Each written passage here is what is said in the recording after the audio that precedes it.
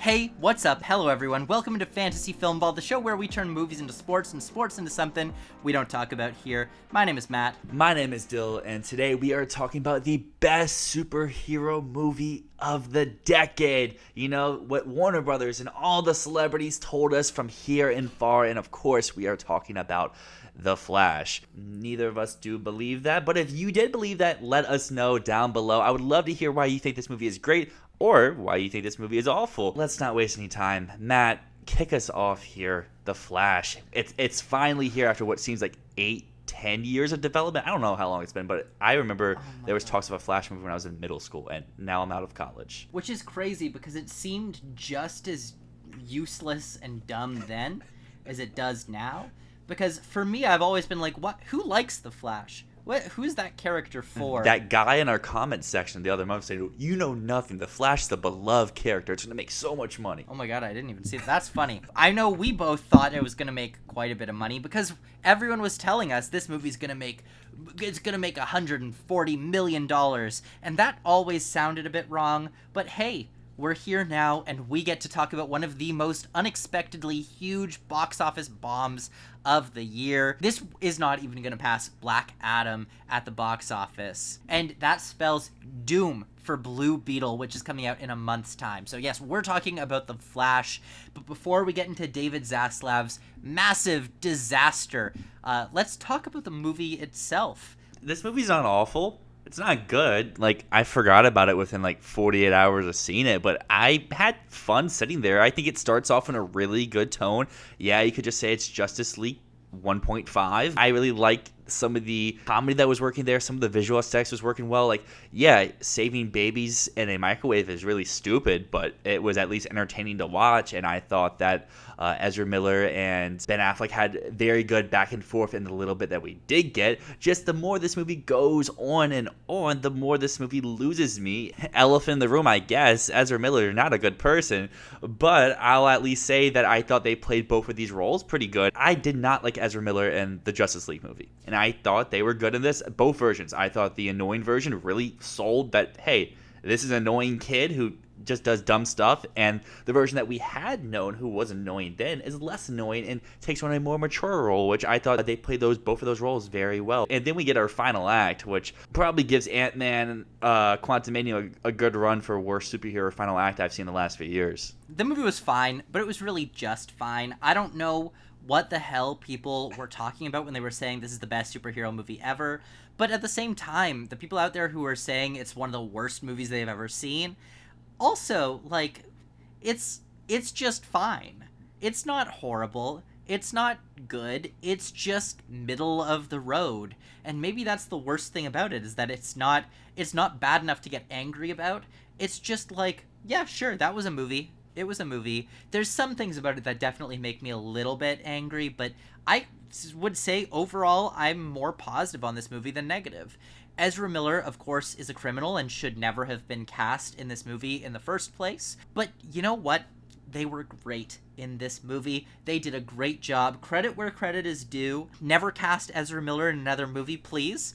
But for what it's worth, they did good in this movie. I'd also say some of the time travel stuff was pretty fun, but the thing that makes me angry about this movie, I really hate the trend of using the multiverse for cameos and fan service and nothing else. The multiverse as a concept has so many things you can do for it, but it seems like studio heads just have the most cynical idea of like, well, we can just use this to put cameos in to make people go and see the movie because people want to see cameos. Who gives a shit if your movie has Michael Keaton as Batman in it if you're not going to be true to what that character was and you're just going to say, oh my god, remember that Michael Keaton was Batman? Remember George Clooney was Batman? Remember Christopher Reeve was Superman? Like, shut the fuck up. Give us a story. I don't care about the cameos. No one cares about the cameos, and I hope that's what the box office failure tells these people at the top is that people won't go in to see a movie if you just pop some people into it and that's all you do is just try and sell cameos, try and sell nostalgia. But yeah, it's a middle of the road movie. It's not good, it's not a disaster. But you mentioned the VFX, and a ton of criticism has been leveled against those VFX. Is it really that bad? I think it goes both ways. I think there's some really cool aspects to it, but I also think there's some really bad aspects. Like, I like the electric charge that's coming off of the Flash when he's running, and I feel like while it does look goofy, I like those sequences where he is moving super slow, but everything around him is super fast or whatnot. Those things work, but it's when he gets into that time circle warp that looks just really awful. And that aforementioned final third act battle in the desert is just so bland, so uninspiring, and it doesn't look like anyone there's actually fighting. Like, I know that's not Michael Keaton fighting, but whoever's in the Batman suit is just sitting there. And then Supergirl versus Zod looks like it's not even real. Like, neither of those people were physically there doing anything. And the Flash just doing random stuff that doesn't look realistic.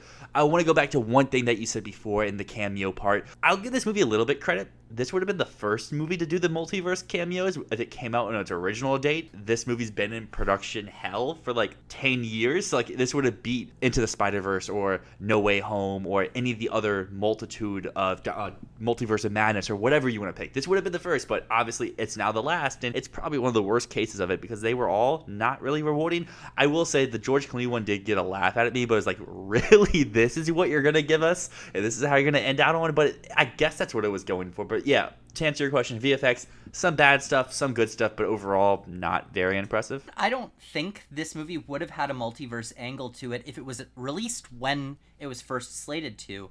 I'm sure they've changed it a ton, especially after No Way Home. I think No Way Home was the turning point where Warner Brothers went, oh my god, what if we did that but with Batman and Superman? That's just such a bad call. I think that this is maybe the worst VFX I've ever seen in a studio blockbuster. I would put it as worse than Ant-Man and the Wasp: Quantumania. It just looked like plastic at all times. It looked like a video game cutscene constantly. Ant-Man and the Wasp: Quantumania looked like not enough time had gone into it, but here this was like Cats level bad in terms of the ideas were horrible behind it. The VFX that do work for me, I don't think they're well done. They just fit the tone. I keep mentioning that opening Justice League sort of scene. The VFX there aren't great. Those babies don't look real at all. The bridge breaking doesn't look good. But it fits the tone the movie's going for. Because at that point, the movie was very much just like a comedic superhero movie. It's like, hey, we're kind of poking fun at ourselves while actively being what we're making fun of. And that tone worked for the movie. It's just the rest of the movie wasn't like that at all. And I guess you could kind of say, at least for me, someone who was into the movie and I left on a very negative note, my word of mouth would not be very positive, and that could be one of the reasons why this movie is very much underperforming even the worst estimates at the box office. Its final gross, maybe what some people a month or 2 months ago would have said it would be the low end of its opening weekend gross. Which is insane. So, Dylan, you're the box office guy here. I don't really know much about the box office. What do you think happened here? See, there's so many things you could pick. The first thing to me would be they let so many people see this movie for free. There was multiple fan screenings or industry screenings or whatever type of screenings for months. And I'm not saying all of those people would have equaled $100 more million, but people who would have gone out opening weekend would have went to those fan screenings that were free and just didn't pay to see this movie. And then they saw it and they're like, oh, it's not the greatest thing of all time. And then they tell people, hey, I saw The Flash. And you and I both said here, it's not great. It's not awful. It's just whatever. So then people are like, oh, I don't need to go see it. And I also think that people just don't care about the DCEU and they don't care about this in general unless it's Batman. And while Michael Keaton is Batman, he's not the Batman that we know. I wonder if Spider-Verse really killed its box office as well because people already had one superhero movie that they wanted to see more, so they didn't go to this one. But I think a big thing is people aren't interested in the character as a solo character. Like you said, Batman is a draw. The Flash is not. Green Lantern was not. Black Adam is not. I think there's some confusion with the TV show that no one watched. So when you adapt that same character to a movie, do you really expect it to do better than the TV show? Also, there's definitely people that were dissuaded to go because of Ezra Miller's crimes. I feel like a lot of people don't know about Ezra Miller or who that is, but I feel like there are enough people. For example, my partner didn't want to come see the movie with me because she was like, I don't want to give money to the Ezra Miller movie. There's also something to be said for superhero fatigue. When a movie is mediocre and it's a superhero movie, people don't feel the need to show up anymore. When we come to what does this mean for superhero movies going forward, for James Gunn's DCU going forward, and I think that what we see is that people are not going to show up to a movie if they feel like they're being pandered to. If something is anything less than a great movie like Guardians of the Galaxy or Spider-Verse, people aren't going to show up.